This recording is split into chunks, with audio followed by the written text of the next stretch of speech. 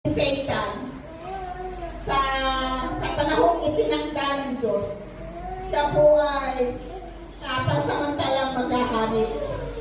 Amen? Sa panahon ng tribulation po.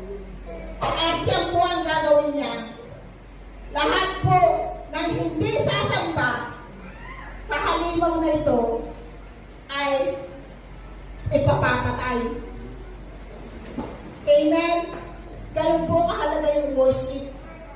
It's all about Satan and God. Amen? Naintindihan niyo po ba kahalagahan ng worship? Amen. Sa panahon ng tribulation, ang labanan mo ay kung kanino ka sasamba. Amen? Kay Satan tao, kay Lord. Kaya nga po, dapat natin matutuhan ang tunay na pagsamba ngayon pa lang. Amen. Amen?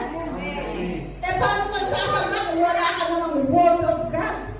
Paano kang maninindigan sa kaaway? Paano kang mananatili kung wala kang salita ng Diyos?